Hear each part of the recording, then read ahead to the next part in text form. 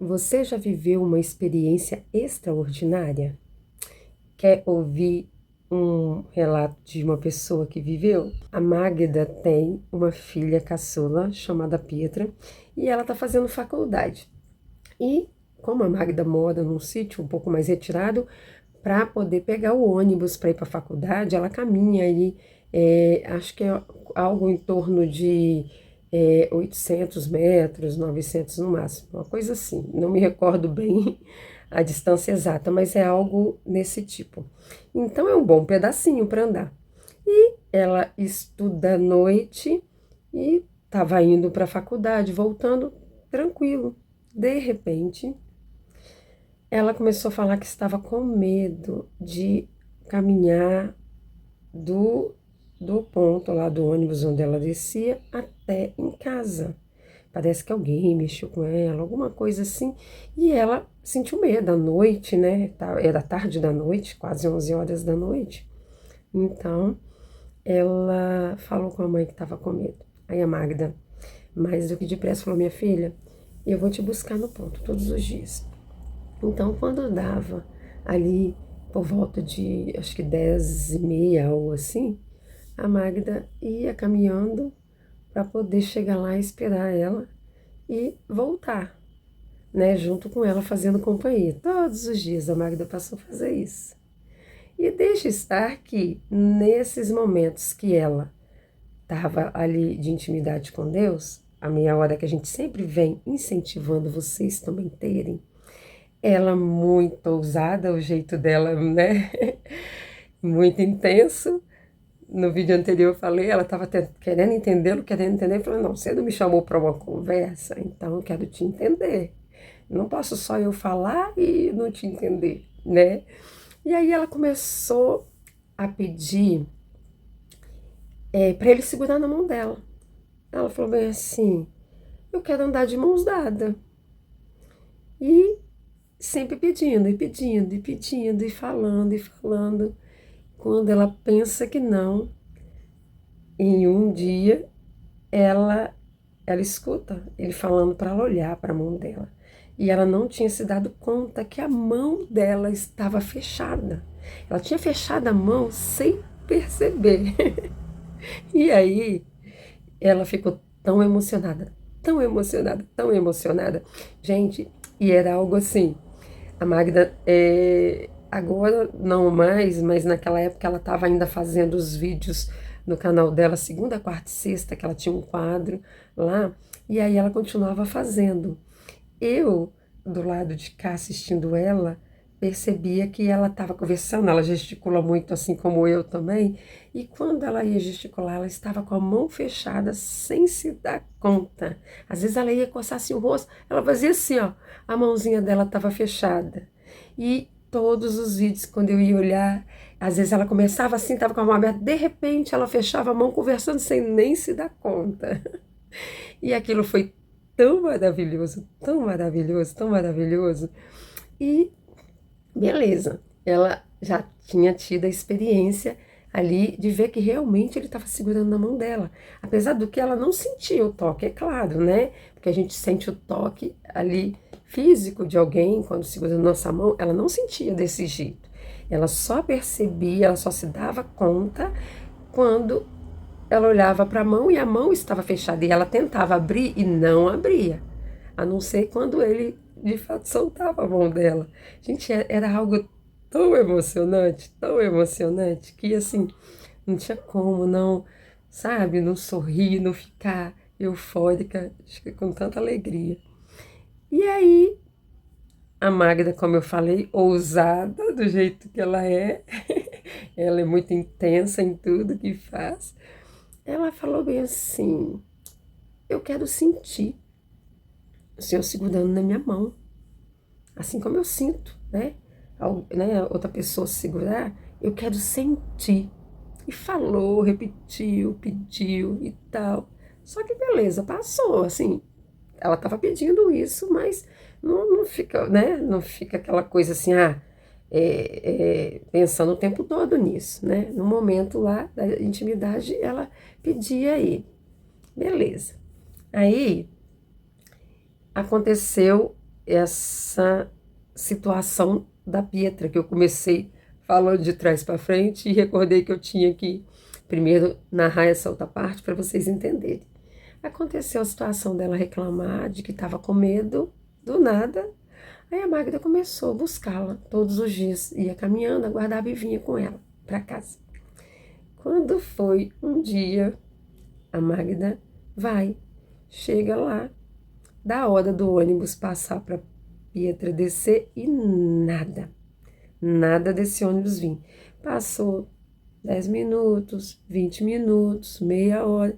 Ela começou a ficar aflita, porque a menina não chegava. Ela falou assim, meu Deus, será se o ônibus passou e eu não vi? E ela dormiu ou qualquer coisa e o ônibus passou direto? Ela falou, não, mas ele não passou. Eu tô aqui porque tinha passado um, porque lá passam duas linhas.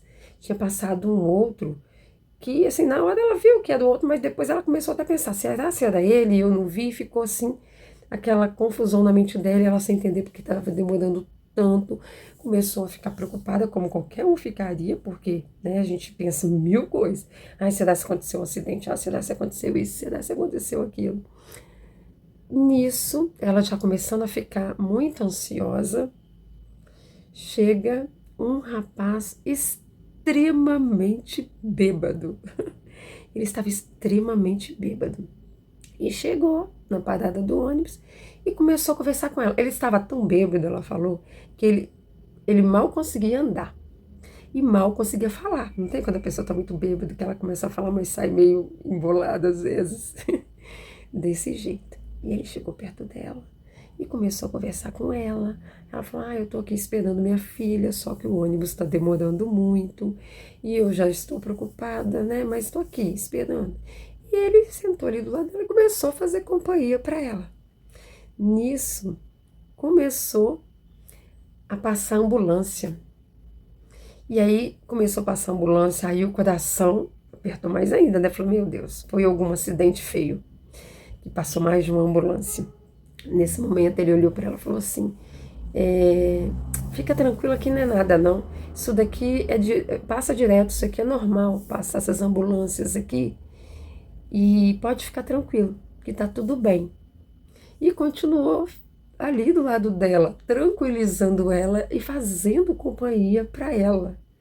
E na hora, né, ela ali deu atenção a ele, ficou ali conversando e esperando. A hora dava mais meia hora, a hora foi passando, gente, foi passando e nada dela chegar.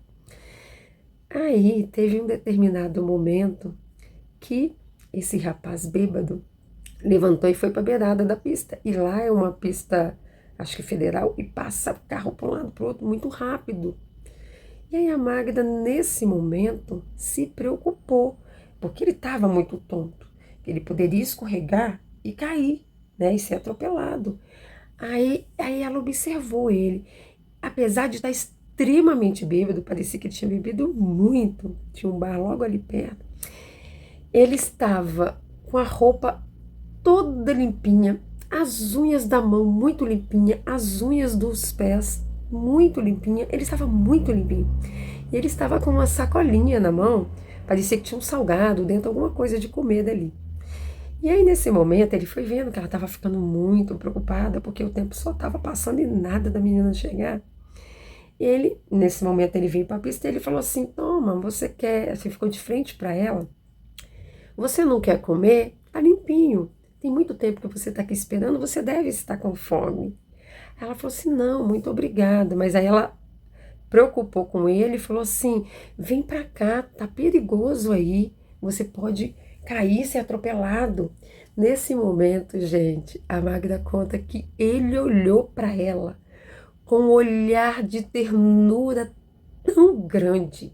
Ela falou assim, quando estava contando pra gente, ela falou assim, gente, eu nunca vi um olhar tão terno, um olhar tão amoroso, que parecia que estava todo o amor do mundo naquele olhar. Um olhar aconchegante e deu um sorriso também, um sorriso terno. Ela falou assim, que ela nunca viu nem a mãe, nem o pai dar aquele olhar e aquele sorriso com tanto amor e ternura para ela. E foi e se sentou de novo e ficou do lado dela ali fazendo companhia, para que ela conseguisse permanecer tranquila esperando a filha dela. Ai, gente, que coisa linda. Mas até então, na cabeça dela só era um rapaz que estava muito bêbado, né? Um rapaz gentil, que se preocupou com ela e estava ali fazendo companhia para ela. E daí mais um tempo, passou mais um tempo ainda, o ônibus dela vem lá. E ele viu primeiro do que ela, ele falou bem assim, ó, aí, ó, ela já tá chegando. O ônibus parou, ela desceu, deu um abraço na mãe, ela também estava preocupada com a mãe dela, por quê? Porque ela saía para ir caminhando até o ponto e não levava o celular ficava em casa.